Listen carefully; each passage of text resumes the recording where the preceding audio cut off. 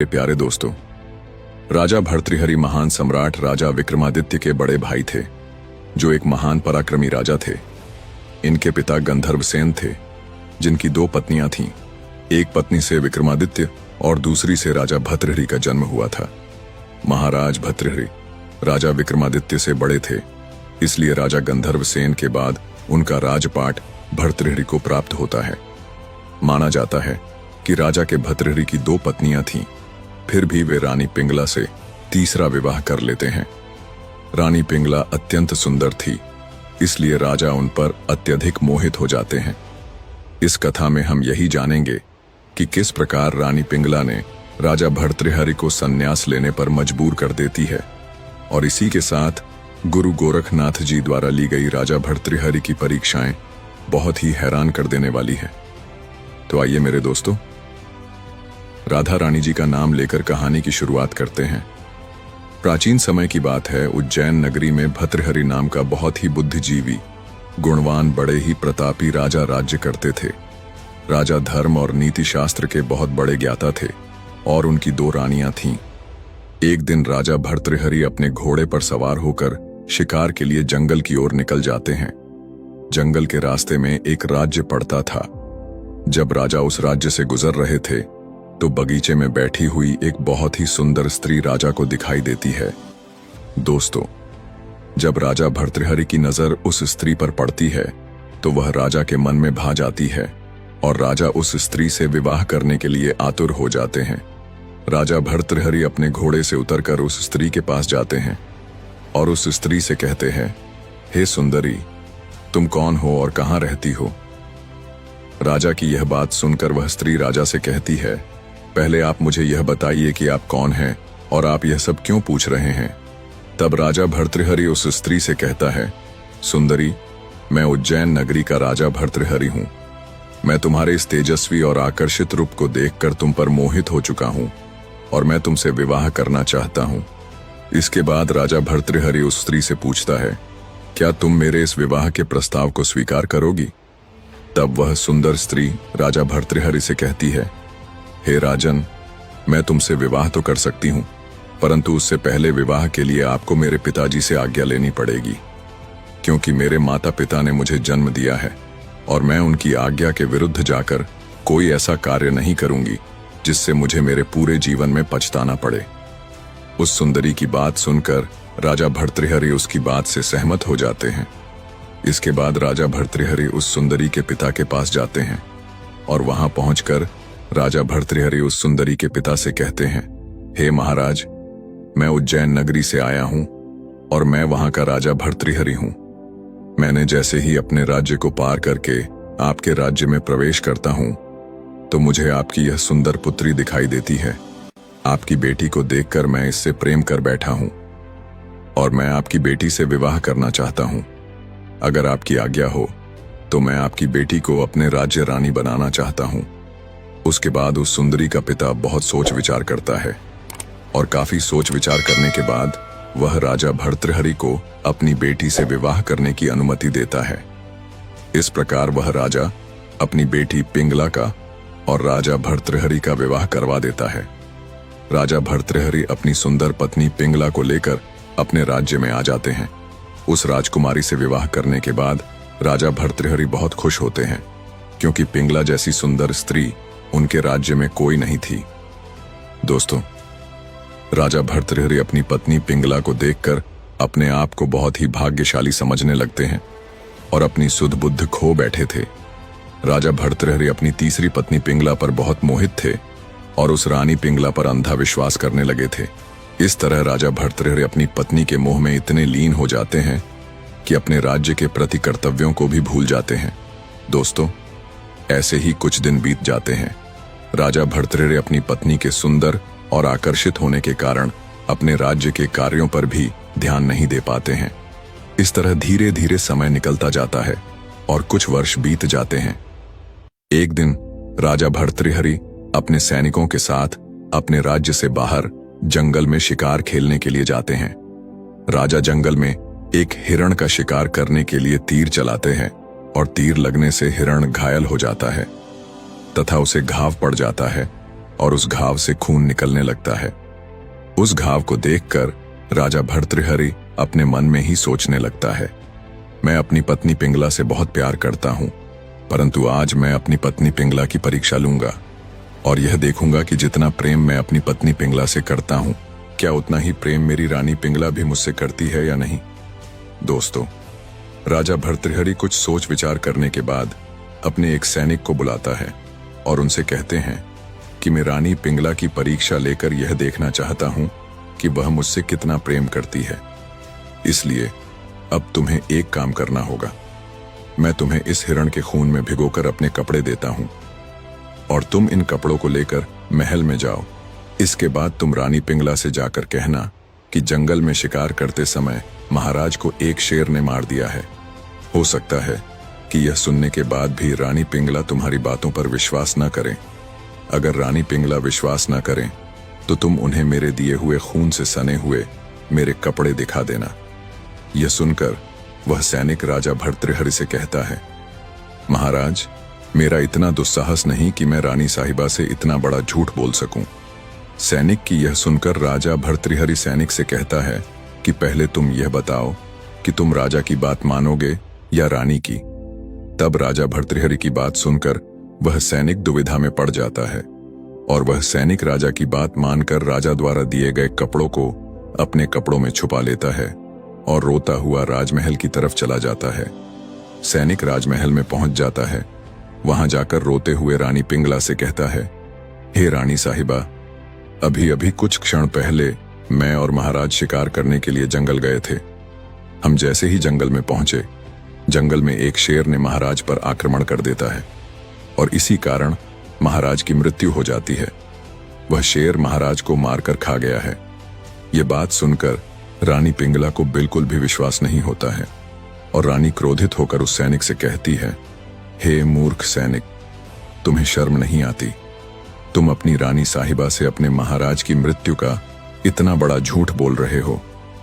अगर मेरे पति इस राज्य के राजा एक शेर के झपट्टे में आकर मर गए हैं तो तुम कैसे बच गए हो? रानी पिंगला की यह बात सुनकर वह सैनिक भयभीत होकर कांपने लगता है। तब सैनिक रानी से कहता है, हे रानी साहिबा, जिस समय महाराज पर शेर ने आक्रमण किया था उस समय मैंने वृक्ष के ऊपर चढ़कर प्राण बचाए थे। किसी तरह मैं अपने प्राण बचाकर महल तक पहुंचा हूं। यह बातें सुनकर भी रानी पिंगला सैनिक की बात मानने से इनकार कर देती हैं। उसके बाद वह सैनिक राजा के खून से सने कपड़े रानी पिंगला को दिखाता है और कहता है कि रानी साहिबा, अगर आपको मेरी बात का विश्वास नहीं हो रहा है तो आप स्वयं ही महाराज जी के खून से सने हुए कपड़ों को देखिए। ये इन कपड़ों को देखकर आपको मेरी बात पर विश्वास हो जाएगा। तब महारानी पिंगला ने जैसे ही महाराज के खून से सने हुए कपड़ों को देखती है तो उन्हें महाराज के मरने का विश्वास हो जाता है और उसी क्षण उस सदमे से रानी पिंगला की भी मौत हो जाती है। दूसरे दिन जब राजा भर्तृहरि अपने महल में जंगल से वापस आते हैं तो महल में देखते हैं उन्हें अपनी सबसे प्रिय रानी मरी हुई मिलती है। राजा भर्तृहरि अपनी पत्नी की मृत्यु होने पर सोचने लगते हैं कि मेरी पत्नी पिंगला कितनी अच्छी थी और मुझसे कितना प्रेम करती थी। काश मैंने अपनी मृत्यु की झूठी खबर न दिया होता तो रानी आज जिंदा होती। मेरे इस झूठ के कारण मेरी रानी पिंगला ने अपनी जान दे दिया है। ऐसी पतिव्रता स्त्री जिसने मेरे इतने से झूठ के लिए अपनी जान दे दी है। उसके बाद राजा भर्तृहरि अपनी पत्नी की लाश के पास बैठकर फूट फूट कर रोने लगते हैं। इस प्रकार राजा रानी की मृत्यु के कारण बहुत दुखी हो जाते हैं। जब राजा रानी के दुख में रो रहा था तो उसे कुछ भी समझ नहीं आ रहा था कि वह अब आगे क्या करे। दोस्तों, उसी समय वहां एक तपस्वी गुरु गोरखनाथ जी की आगमन होता है। गुरु गोरखनाथ जी वहां आकर अपना कमंडल जोर से नीचे फेंकते हैं तो वह कमंडल फूट जाता है। गुरु गोरखनाथ जी राजा से पूछते हैं कि हे राजन, तुम क्यों रो रहे हो? तब उसके बाद राजा उस साधु महाराज से कहता है कि मैं अपनी पत्नी की यह परीक्षा लेना चाहता था कि जितना प्रेम मैं अपनी पत्नी से करता हूं, क्या उतना ही प्रेम मेरी पत्नी भी मुझसे करती है? और इसके चलते मैंने एक छोटा सा झूठ बोला था और उस झूठ के कारण ही मेरी पत्नी ने अपने को मृत्यु का भोग बना दिया है। अब मैं अपनी पत्नी की इस पतिव्रता को देखकर रो रहा हूं। तब गुरु गोरखनाथ जी राजा भर्तृहरि से कहते हैं कि अब इनकी मृत्यु का शोक करने की कोई फायदा नहीं। फिर वह अपने उस टूटे हुए कमंडल की तरफ इशारा करते हुए कहते हैं कि देखो राजन, जिस प्रकार मेरा यह टूटा हुआ कमंडल पहले जैसा नहीं बन सकता, उसी प्रकार अब रानी पिंगला भी जिंदा नहीं हो सकती है। तब राजा गुरु गोरखनाथ जी से कहते हैं, गुरु जी, अब आप ही कोई उपाय करें। आप चाहें तो मेरी रानी पिंगला को जीवित कर सकते हैं। राजा भर्तृहरि को अपनी बात न मानते हुए गुरु गोरखनाथ कहते हैं, अगर तुम चाहो तो मैं तुम्हारी इस पत्नी को जिंदा कर सकता हूं, परंतु इसके लिए मेरी एक शर्त है। तब राजा जैसे ही गुरु गोरखनाथ के मुख से यह बात सुनते हैं कि वह साधु महाराज उनकी पत्नी पिंगला को जिंदा कर सकते हैं, तो उसी समय वह राजा साधु महाराज के चरणों में गिर जाते हैं और कहते हैं कि हे गुरु जी, आप ही मेरे दाता हो, आप ही मेरे विधाता हो, आप मेरी पत्नी को फिर से जिंदा कर दीजिए, आपका बहुत एहसान होगा। दोस्तों, तब गुरु गोरखनाथ जी कहते हैं कि मैं आपकी पत्नी को जीवित तो कर सकता हूं, पर मेरी एक शर्त है और तुम्हें मेरी यह शर्त पूरी करनी होगी। उसके बाद मैं तुम्हारी पत्नी को जिंदा कर दूंगा। जब राजा गोरखनाथ जी से उस शर्त के बारे में पूछते हैं, तब गोरखनाथ जी कहते हैं कि अगर आपके राज्य में कोई भी व्यक्ति मेरे इस कमंडल के जैसा कमंडल बना दे तो मैं तुम्हारी पत्नी को जिंदा कर दूंगा। गुरु गोरखनाथ जी की यह बात सुनकर राजा अपने राज्य के सभी कारीगरों को अपने महल में बुलाता है और गुरु जी के कमंडल जैसा कमंडल बनाने का आदेश देता है। साथ ही राजा यह घोषणा भी करता है कि जो भी गुरु जी के कमंडल जैसा कमंडल बनाएगा उसको मैं अपने राज्य का आधा हिस्सेदार बना दूंगा। राजा की यह बात सुनकर सभी कारीगरों ने आधा राज्य पाने के लालच में सुंदर सुंदर कमंडल बनाते हैं, पर किसी भी कारीगर द्वारा उन गुरु जी के कमंडल जैसा कमंडल नहीं बना पाते हैं। यह देखकर गुरु गोरखनाथ जी मना कर देते हैं। यह सुनकर राजा भर्तृहरि गुरु गोरखनाथ जी के चरणों में गिर पड़ता है और गोरखनाथ जी से विनती करते हुए कहता है, हम आपकी यह शर्त तो पूरी नहीं कर पाए, परंतु आप मेरी पत्नी को फिर से जिंदा कर दीजिए। मैं आपका एहसान जिंदगी भर नहीं भूलूंगा। दोस्तों, राजा के बार बार विनती करने पर गुरु गोरखनाथ जी उस पर दया आ जाती हैं और महारानी को फिर से जिंदा कर देते हैं। राजा अपनी पत्नी को फिर से जिंदा देखकर बहुत प्रसन्न होता है। इसके बाद गुरु गोरखनाथ जी वहां से अंतर्ध्यान हो जाते हैं। फिर राजा इसे चमत्कार मानने लगता है। उस दिन के बाद राजा भर्तृहरि अपनी पत्नी पर कई गुना ज्यादा भरोसा करने लगता है और अपनी पत्नी से पहले से भी ज्यादा प्रेम करने लगता है। राजा भर्तृहरि अपनी पत्नी के प्रेम में इतना अंधा हो जाता है कि अपने राजकाज का सारा काम काज छोड़ अपना पूरा समय अपनी पत्नी के साथ गुजारने लगता है। राजा भर्तृहरि का एक छोटा भाई था जिसका नाम विक्रम था। राजा भर्तृहरि के इस तरह के व्यवहार को देखकर राजा का छोटा भाई विक्रम बहुत परेशान रहने लगता है। वह राजा भर्तृहरि को समझाने लगता है कि भैया, आप मेरे बड़े भाई हैं और इस राज्य के राजा भी है। आपका कर्तव्य इस राज्य की रक्षा करना है, परंतु आप एक स्त्री के मोह में पड़ चुके हैं। आपको उस स्त्री के अलावा और कुछ नहीं दिखाई दे रहा है। विक्रम इस तरह की बातें अपने भाई को बार बार समझाता रहता है, परंतु वह राजा अपनी पत्नी के मोह में इतना अंधा हो चुका था कि उसे कुछ भी समझ नहीं आ रहा था। एक दिन राजा भर्तृहरि का छोटा भाई विक्रम अपने अस्तबल में जाता है। वहां पर उसे कुछ घोड़े बहुत ही कमजोर दिखाई पड़ते हैं। दोस्तों, विक्रम उस सैनिक से मिलता है जो उनका ध्यान रखता है और उस सैनिक से कहता है कि इन घोड़ों को अच्छी तरह से भोजन भी खिलाते हैं। सभी घोड़े दिन पर दिन कमजोर क्यों होते जा रहे हैं? मैं यह कई दिनों से देख रहा हूं, परंतु दिन पर दिन प्रत्येक घोड़ा कमजोर होता जा रहा है। ऐसा क्यों हो रहा है? उसके बाद वह सैनिक राजा के छोटे भाई विक्रम को बताता है कि महाराज, मैं आपको सच ही बता देता हूं, यह घोड़े दिन पर दिन इसलिए कमजोर होते जा रहे हैं क्योंकि जो हमारी रानी साहिबा है वो रात्रि के 2 बजे इनमें से कोई भी घोड़ा चुनती है और उस घोड़े पर बैठकर न जाने कहां जाती है और सुबह होने पर ब्रह्म मुहूर्त में घोड़े को तेज गति से भगाते हुए लाती है, जिसकी वजह से घोड़े आकर सीधे गिर जाते हैं। इस तरह से सभी घोड़े धीरे धीरे कमजोर होते जा रहे हैं। राजा का छोटा भाई विक्रम सैनिक से यह बात सुनता है तो वह आश्चर्यचकित रह जाता है कि मेरी भाभी इतनी रात को कहां जाती है। यह बात सोच सोच कर बहुत परेशान होने लगता है। उसके बाद विक्रम उस सैनिक से कहता है, आज रात्रि में तुम इस जगह मत रहना। आज रात्रि में घोड़ों के पास में रहूंगा। घोड़ों की रखवाली मैं करूंगा। आज मैं देखता हूं कि मेरी भाभी रात्रि में कहां जाती है और क्यों जाती है। उसके बाद राजा के छोटे भाई विक्रम ने उस सैनिक को वहां से जाने की आदेश दे देता है और स्वयं उन घोड़ों की देखभाल करने लगता है। दोस्तों, जैसे ही रात्रि के 2 बजते हैं तो राजा का भाई विक्रम देखता है कि उसके भाई की पत्नी आती है और उन बोड़े में से एक घोड़े को चुनती है और उस पर बैठती है।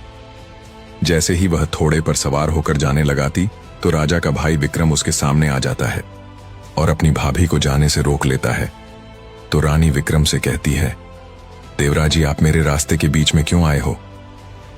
भाभी की बात सुनकर विक्रम उनकी किसी भी बात का कोई भी जवाब नहीं देता है और उनसे सीधा एक ही सवाल पूछता है कि पहले आप मुझे यह बताइए कि आप इस वक्त किससे मिलने जा रही हो। विक्रम की यह बात सुनकर रानी हड़बड़ा जाती है। घबराहट के मारे उसे पसीना आने लगाता है। फिर भी वह विक्रम को कुछ नहीं बताती है। रानी की स्थिति देखकर विक्रम समझा जाता है कि यह कहीं न कहीं तो किसी से मिलने जा रही है। यह मेरे भाई और इस राज्य को धोखा दे रही है। विक्रम को देखकर रानी घोड़े से उतर जाती है, अपने महल में वापस जाकर सो जाती है। परंतु जैसे ही वह सुबह जल्दी उठती है तो रानी सोचने लगाती है, आज मेरे देवर जी ने मुझे जाते हुए पकड़ा है और वह मुझ पर भी शक कर रहे हैं। जैसे ही सुबह होगी तो मेरे देवर विक्रम अपने बड़े भाई यानी मेरे पति को सारी बातें बता देंगे। फिर रानी सोचती है कि वह उन्हें सारी बातें बताएं। क्यों न मैं उससे पहले ऐसा करूं कि विक्रम की किसी भी बात का मेरे पति पर कोई भी असर न पड़े। उसे यही ठीक लगता है और उसके बाद वह रानी अपने त्रिया चरित्र को दिखाने लगती है।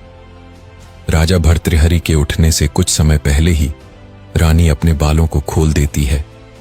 वह अपने कपड़ों को भी फाड़ लेती है और कक्ष में जमीन पर लेट जाती है। जैसे ही वह राजा नींद से जागकर खड़ा होता है और वह देखता है कि रानी जोर जोर से रो रही है। राजा भर्तृहरि रानी से कहता है, हे प्रिय, तुम नीचे क्यों पड़ी हो और तुम क्यों रो रही हो? तुम्हारे कपड़ों को किसने फाड़े है? तब रानी चालाकी के साथ आंसू बहाते हुए अपनी बात कहती हैं, राजन, तुम्हें क्या बताऊं, तुम्हारे भाई विक्रम ने मेरी इज्जत पर हाथ डाला है। मुझ जैसी पतिव्रता स्त्री पर इतनी गंदी निगाह डाली है। एक छोटे से झूठ के कारण उस रानी ने अपने राजा के लिए जान भी दे दी थी। राजा भर्तृहरि अपनी रानी पिंगला पर पूर्ण विश्वास करता था। राजा भर्तृहरि को अपनी पत्नी पिंगला की बात पर पूर्ण विश्वास भी हो जाता है। राजा भर्तृहरि जैसे ही इस बात को सुनता है तो वह अपने छोटे भाई विक्रम को बुलाता है और उसे जोर जोर से डांटने लगता है और विक्रम इसकी सजा देने की बात करता है। फिर राजा सोचता है कि यह मेरा छोटा भाई है, इसलिए इसे मृत्यु दंड देना उचित नहीं होगा। तब राजा भर्तृहरि अपने छोटे भाई विक्रम को कहता है, विक्रम, तुमने आज अपनी मां समान भाभी के साथ बहुत गलत किया है, इसलिए मैं तुम्हें यह सजा देता हूं कि आज से तुम इस राज्य से दूर चले जाओ। अपने जीवन में कभी भी तुम इस राज्य में वापस मत आना। विक्रम जब अपने बड़ज भाई के मुख से यह आदेश सुनता है तो उनके आदेश का पालन करता है और वह